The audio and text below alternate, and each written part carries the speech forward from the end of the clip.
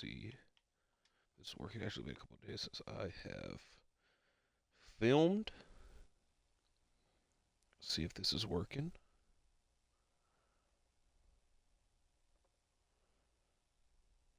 It's loading.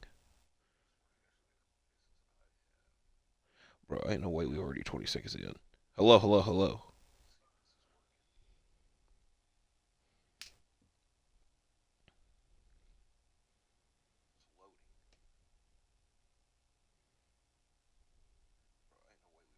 All right. I believe that it is working. And I believe that we're here for another Ring of Honor TV review, episode number 108 to be exact. This episode was an hour and 20 minutes, but I will admit to you, it kind of flew by. We have a handful of matches that took place. Main event match being a TV title match. Komander defending against Dark Panther match that's been anticipated for a number of weeks. Now, before we get into this review, gotta get something off of my chest. It's something that I've been thinking about for a hot minute.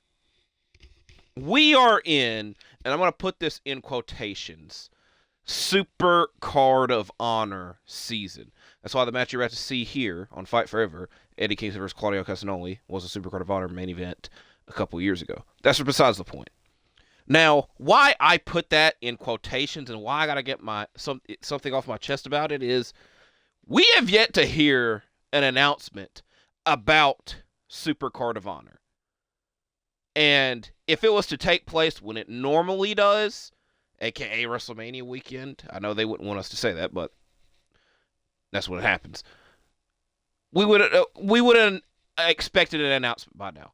Granted, Final Battle was not announced until about a month before the show, maybe even like a less than a month before the show even took place. So if that's the case, Supercard of Honor, like the time is ticking because it would be about a month away, less than a month away now. We've yet to get an announcement for the event. The commentators, normally they say, oh, Final Battle season's right around the corner, and then Final Battle happens. Well, Supercard of Honor, like, I have not heard anything about this event, and it sucks because we get 3 ROH pay-per-views a year. So to not have one happen would definitely suck for me because I cover Ring of Honor, and it's just, like I said, it happens every year.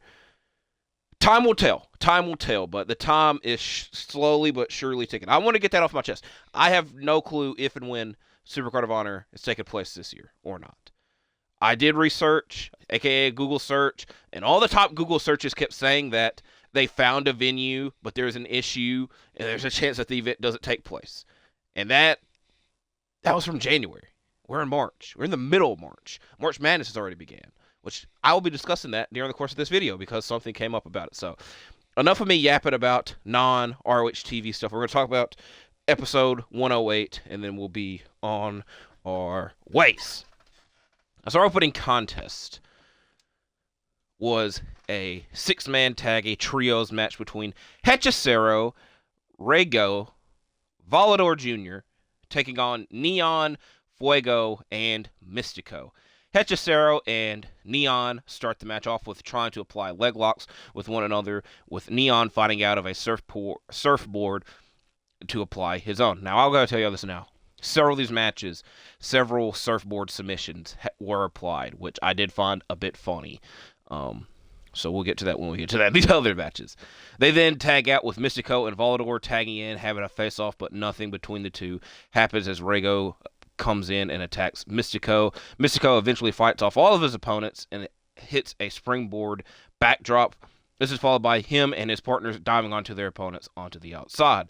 Neon hits a springboard arm drag on Volador and follows it up with a springboard hurricanrana on Hechicero with more dives to the outside. While in the ring, Mistco applies an armbar on Regido for the immediate tap out. So the team of Neon, Fuego, and Mistco pick up the victory. This was a very good match.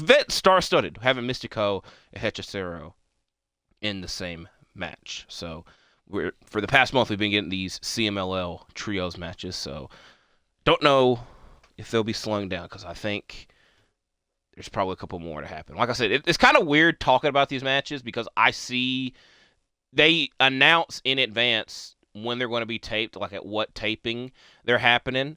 But because we've been getting so many, they kind of like mix together and whatnot. But I'm fairly certain there's still more to come. But I might be wrong with that. Who knows?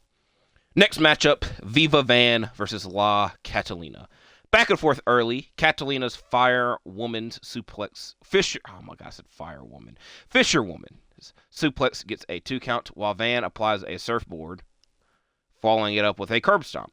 Catalina's Shining Wizard gets a 2 count, then Van's Foot Stomp gets a 2 count. Catalina hits a facebuster for a 2 count, and then follows it up with a body lock for the tap out and the victory.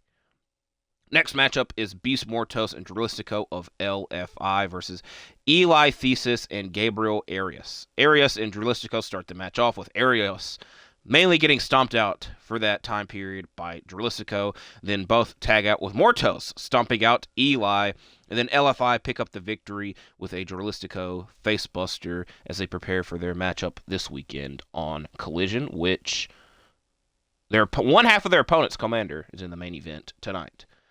Next matchup, speaking of Komander, you would have vest interest in it, as the winner of this match will receive a TV title shot. This is between Kevin Knight versus A.R. Fox. Both are evenly matched early, going back and forth for shoulder bumps and drop kicks, and then they acknowledge one another, and the commentary crew announced, like, oh, it's like Spider-Man. It's like the Spider-Man meme, and it very much was.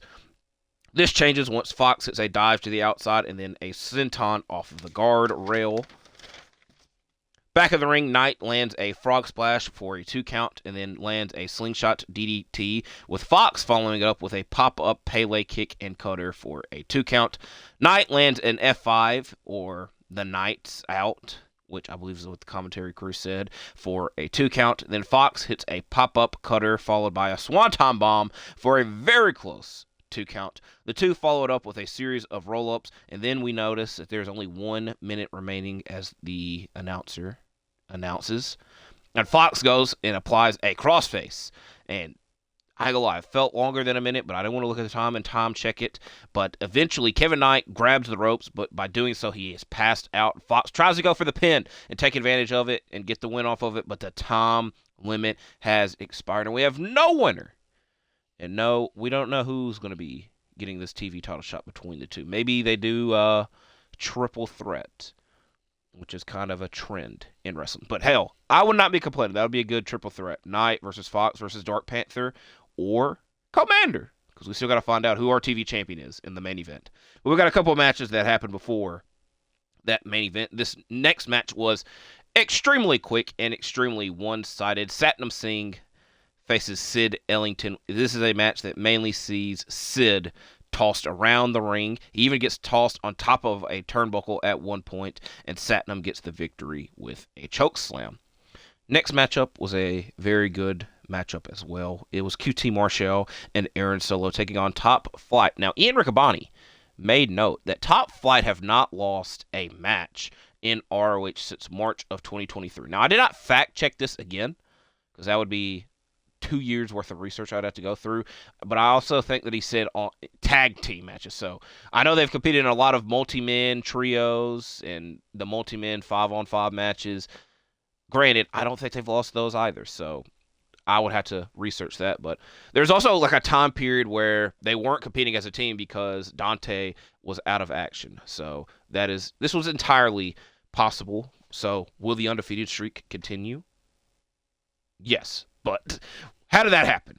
Darius and Solo start the match off with the tide turning once Dante is tagged in and being trapped in his opponent's corner. This is until Darius tags back in. Solo and QT land a drop kick into a neck breaker for a 2 count, and then QT lands an impressive handspring kick onto Dante, but Dante quickly gets his revenge with an apron Hurricane Rana to the outside, and then in the ring, Darius applies a jawbreaker crossface on Solo with him quickly tapping out. And as I said, Top Flight adding to this long unbeating streak in Ring of Honor. Now, I told y'all March Madness was going on. I did watch a handful of games today. I feel like you need to, I think it's important that you tune in. Important might be a strong word, but it's definitely very fun and very interesting. And I say about the NBA playoffs, the thing that I like about the opening weekend of the playoffs and the beginning of the playoffs is like so many teams are involved. There's so much stuff to check out, but then slowly but surely the numbers get lower and lower. And this is the case with March Madness as well. There's 64 teams in the top. There's also a men and women's side, which the women's side has not started yet as a filming. So I'll be checking that out as well. As I gotta wrap this up because my battery, the controller's about to die. Regardless. What the hell does this have to do with ROH? The Outrunners bring out Durango, who's the Omaha mascot. And this was filmed and airing around the same time as Omaha versus St. John's basketball. And they were rallying up Omaha and calling out the St. John's team, aiming to make a victory. And I did check the score of the game. St. John's won 83-53. So it kind of feels like a what the hell segment. And the infantry come out and they tell Omaha, like, nobody care about y'all. Y'all ain't important. Why y'all even out here? And the Outrunners, they agree. And they leave. And they leave the Omaha mascot out there by himself. But no. They do come back with trash cans and attack the infantry, as the crowd was very into it. It's just very funny that at the time of recording, it means nothing because Omaha lost. But it is what it is. I know that the Outrunners have been, what's the word? Supporting, kind of, but mainly supporting Omaha for the past couple weeks. So it was a nice little homage. As we do get an update for next week's episode, we'll be seeing Athena team up with Diamante. Diamante is joining up with Athena to be the number one minion, as one of the other minions really starts us off in AEW doing other adventures. So those two will be teaming up next week. But before we get to that, we'll have our main event matchup for the television championship, Komander versus Dark Panther. For the past couple of weeks, we've known this match was going to happen, with Komander stunning his opponent in singles and trios action. And before this matchup took place, earlier in the show, they did play a nice video package recapping everything that had happened up to this point. So the matchup, Panther tries to keep Komander grounded early, and then Komander tries to attempt a destroyer early and a rope walk early, with Panther stopping it from happening. Panther is pushed to the outside, but stops Komander from hitting a dive. Then Panther applies a surfboard, which is the last time I'll have to say that this episode, and Komander fights out of it. Panther's springboard dropkick gets a 2 count, and then Komander lands his rope walk moonsault to the outside, and then back of the ring hits a rope walk shooting star to win the matchup and retain the championship. As I almost called him Black Panther. I did not call him Black Panther. His name's Dark Panther. Wraps the championship around his waist, and we end the episode with Komander celebrating. So, like I said, a bit of a quick episode of Ring of Honor.